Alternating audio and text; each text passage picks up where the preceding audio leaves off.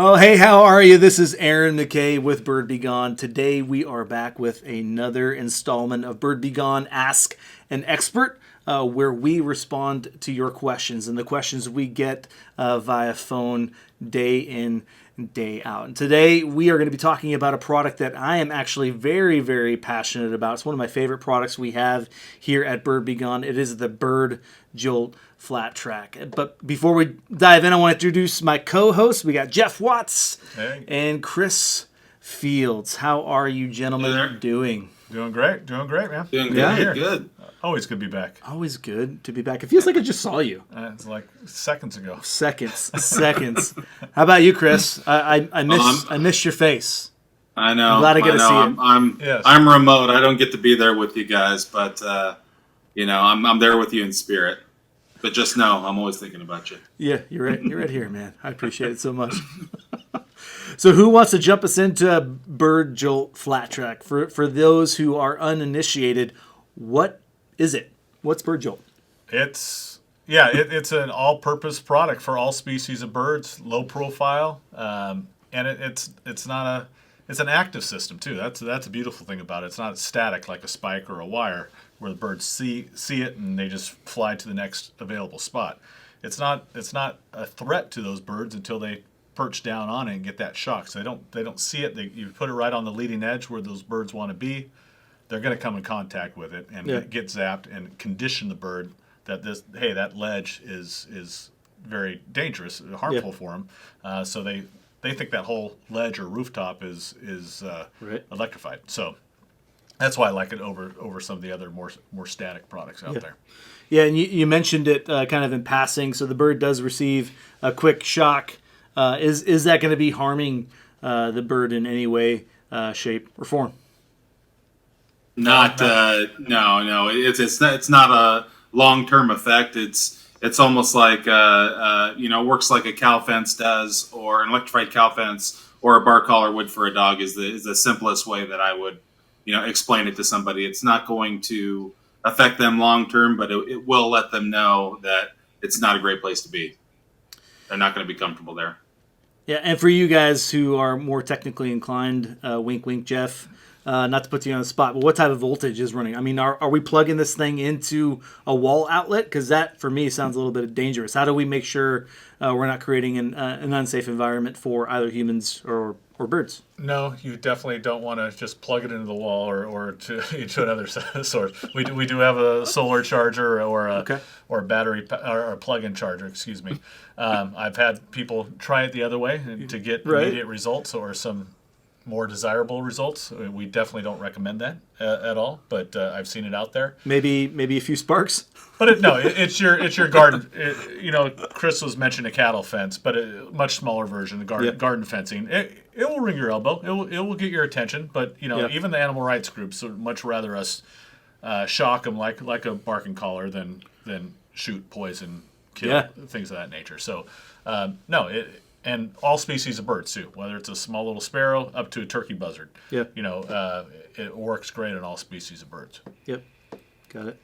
And where do you specifically see Bird Jolt being used? So what types of bird problems is it used to treat?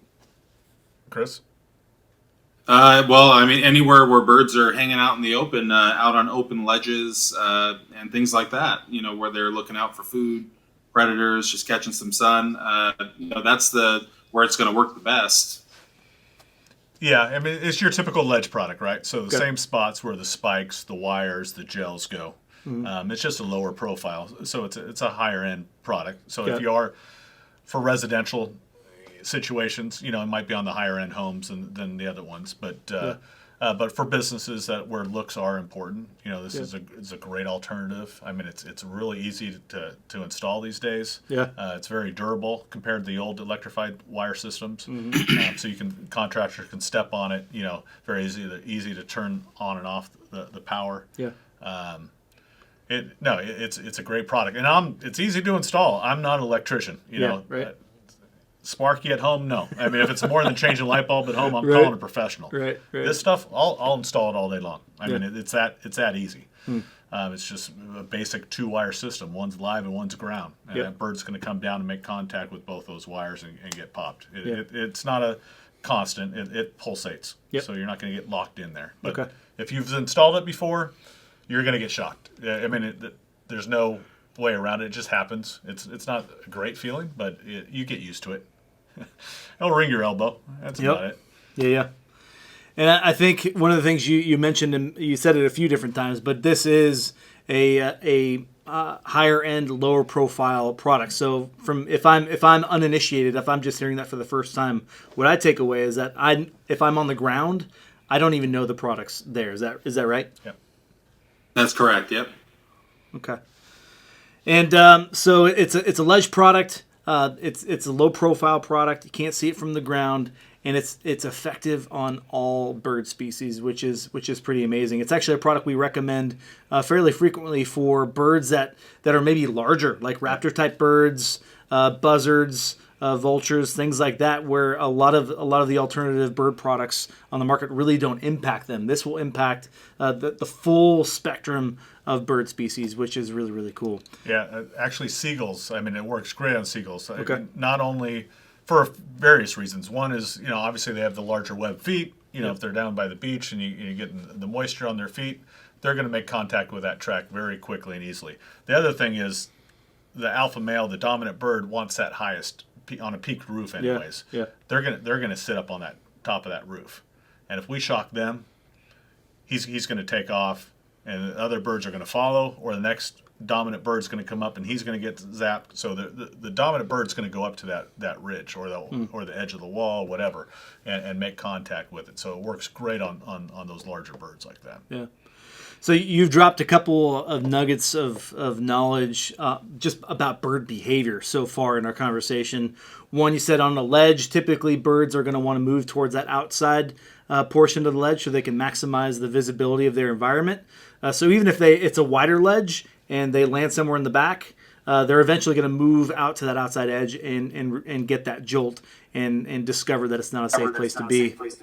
And then on the peaks of the roofs, the dominant alpha bird will move there, and if it gets spooked, and or the subdominant species or individuals get spooked, the whole flock is going to move out as well. So that's going to potentially drive how much of the Bird Jolt you install, and that's kind of a segue to the next question: is when you are working with Bird Jolt, how do you install it as far as where on the ledge, and how much of it do you install if you do have a wider edge or ledge scenario? Well, when you're dealing with, I guess it depends on the type of pressure that you're dealing with for the, and the birds you're dealing with. But, if it's a low to mid pressure type of situation, and even if you have a wide ledge, I would say, you just really need to cover that leading edge and maybe put, a couple rows behind just to kind of keep them off of the leading edge of where they want to be. When you have a higher pressure type of situation, smaller birds, that type of thing, you probably want to go, with more rows. And you're typically putting, what do you think, Jeff? Maybe 2-3 inches between each row. Sometimes, once again, it does depend on the bird and the pressure. So you can space that out a little bit further between them. Obviously, we want something on that very leading edge, right? Yep. So I want to put that first row definitely out on that within a half inch of that front ledge. Yeah. All right. Yep. The track's only about 2 inches wide, but no, I can go a good 4 inches behind there, depending on the bird. Obviously, the bigger bird's going to come in contact with that track, but the birds aren't going to play hopscotch jumping over that track once Right. they find out they're getting zapped. So it's really that first. We want to push them back far enough so they no longer have that outside edge view. They don't have, birds, obviously they want to see where the food and water is. They got to look out for predators, but also they need to drop off that ledge to escape, right? Yeah. So they need to swoop down out of harm's way. So if they don't have that anymore, they lose that safety net of theirs. So they can sit back here all day long, but they don't have what they're requiring up there. So now Right. they're just sitting ducks back up here. So they're gonna eventually walk up and make contact with them. Yeah. And for guys that are working with, or gals that are working with Bird Jolt for the first time, where do you typically see installations go wrong? Or if it's their first time working on it, what are some like the key tips and tricks you give to people? It's usually just bad connections is where most of the fails go with. I would say, obviously, if it is a sheltered area, there is a possibility that a bird gets back in there and tries to nest on top of the track, or if he gets shocked, he could lose control of his bowels, I guess, and possibly crap on top of the track, and that could short it out. Droppings are conductive, so that could happen.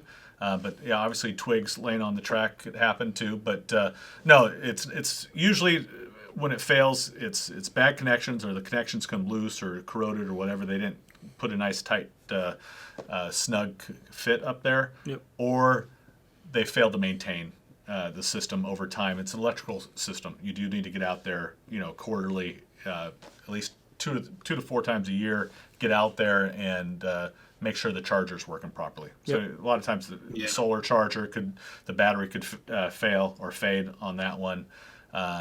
There could have been moisture in the plug-in charger, not enough sun for the solar chargers. So a lot of things like that. Yeah. How often are we recommending to change the batteries in the solar chargers? About a year and a half?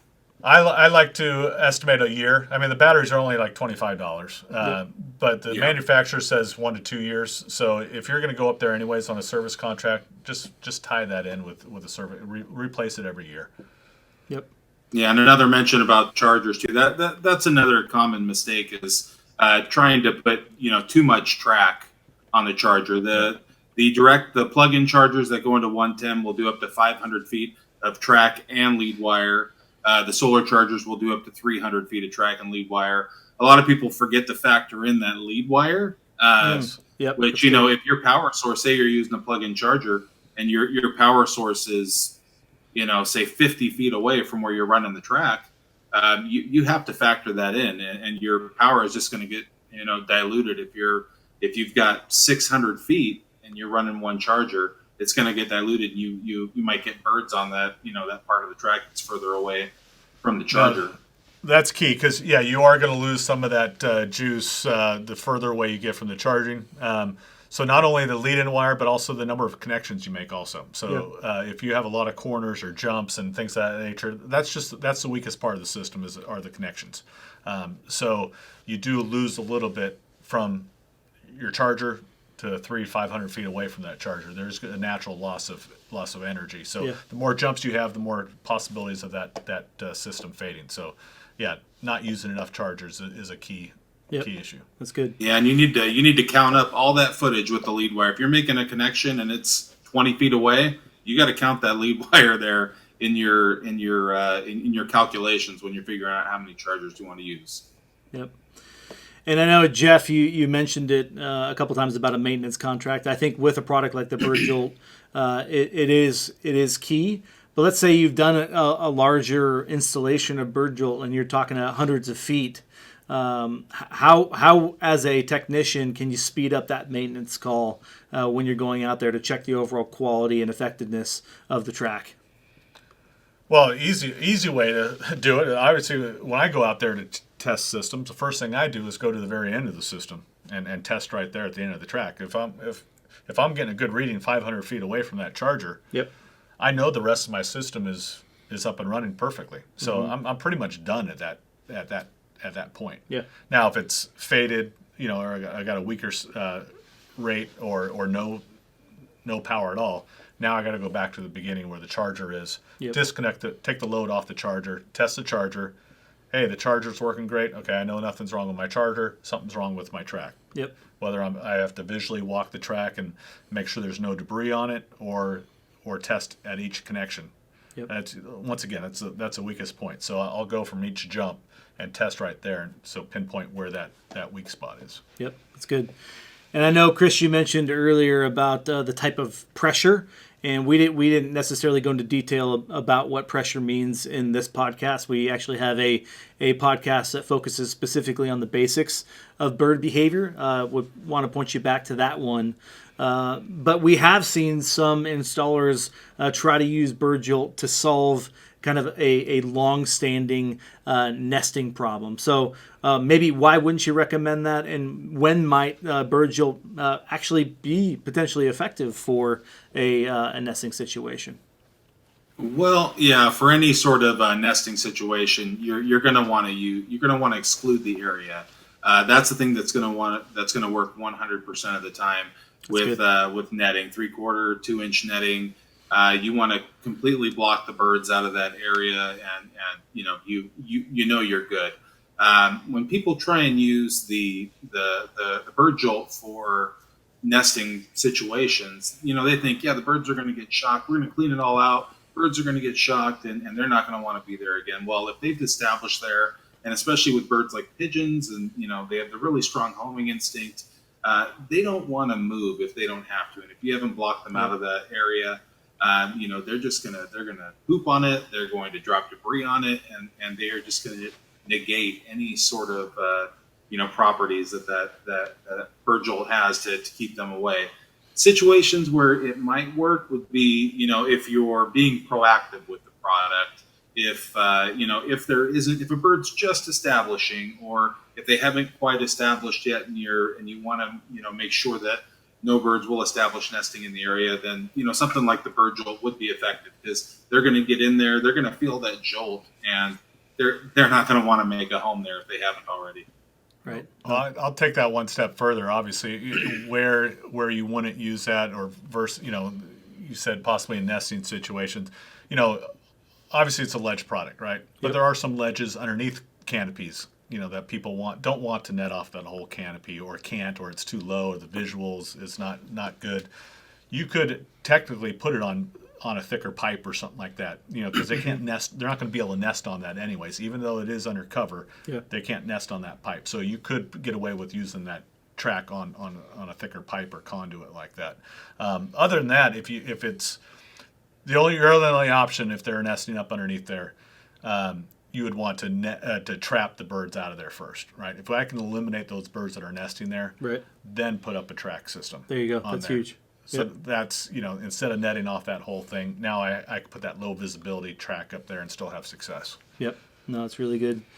And one thing I would kick myself later if we ran past it and didn't mention, because we are talking about electrified solution. If this is your first time working with it, you'd obviously want to clearly label the structure that, hey, there is an electrified track on the structure. So at eye level, at any entry points, ladders, doors, entrances, exits that allow access to that roof area or the area where the track is, you want to make sure you have a clearly marked warning label, which we definitely provide when we sell the Bird Jolt, because you want to keep people safe.